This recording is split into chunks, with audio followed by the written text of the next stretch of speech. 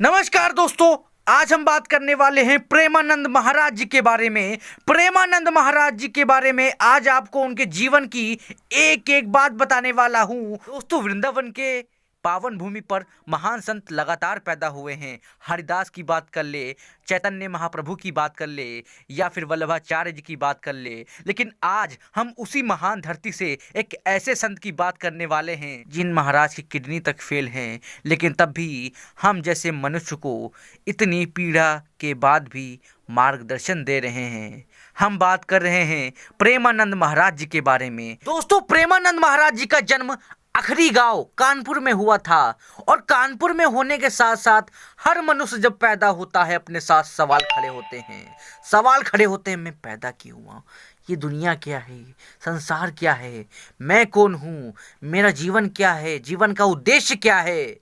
दोस्तों, जब ये जिज्ञासा जागती है तब प्रेमानंद महाराज जी भी 5वीं कक्षा से ही अध्यात्म की ओर बढ़ने लगे। सुख सागर नामक ग्रंथ पढ़ा और जीवन के उद्देश्य जानने की ओर आगे बढ़े।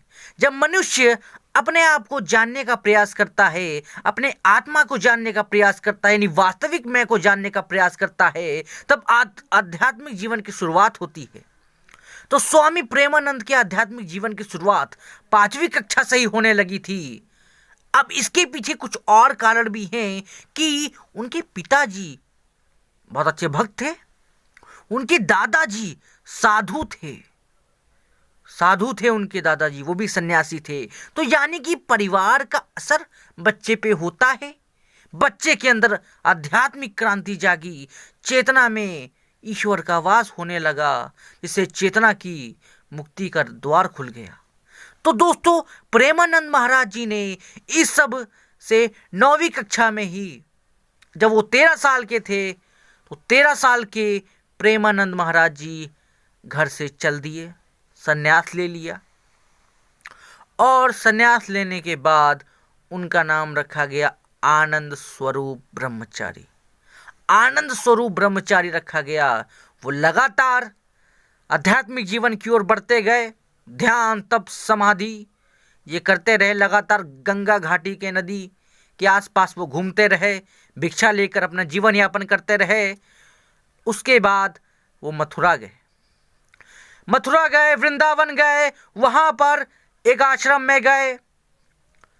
आश्रम में गुरु की सेवा की, 10 साल सेवा की। उसके बाद वल्लभी संप्रदाय में गए, और वल्लभी संप्रदाय में वे आध्यात्मिक मार्ग से भक्ति मार्ग की ओर कन्वर्ट हुए।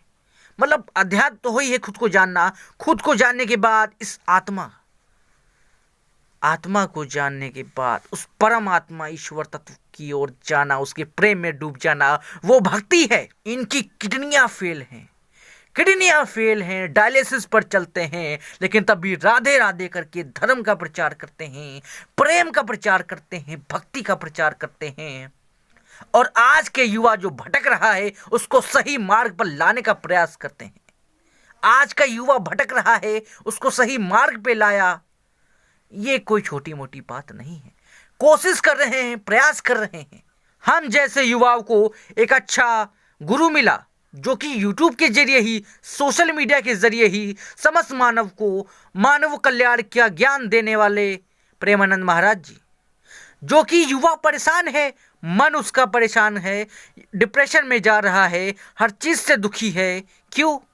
आत्मज्ञान नहीं है, बुद्धि नहीं है, मन पे कंट्रोल नहीं है, मन फिसल जा रहा है, मन में गुस्सा है, अहंकार है, लालच है, इस सभी कुरीतियां हैं, मन की असुरी प्रवृत्तियां हैं।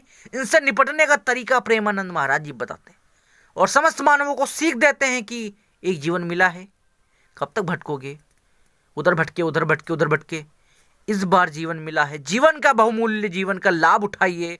आचार्य प्रशांत हो गए, सदगुरु हो गए, या प्रेमानंद महाराज हो गए, ये सारे संत साधु इस देश को, युवा को बर्बाद होने से बचा रहे हैं। हमें इनका साथ देना चाहिए। मैं ये कहना चाहता हूं कि यदि भारत विश्व गुरु बनना चाहता है तो वहां की युवाओं को सुधरना पड़ेगा। अपनी घटिया, छोटी सोच, छोटी बुद्धि और अहंकार विकारों को त्याग कर अच्छी प्रवृत्तियों को धारण करके ही भारत विश्व राष्ट्र बन सकता है। दोस्तों, अगर वीडियो अच्छी लगी हो तो यार सब्सक्राइब कीजिए, सपोर्ट कीजिए। धन्यवाद दोस्तों।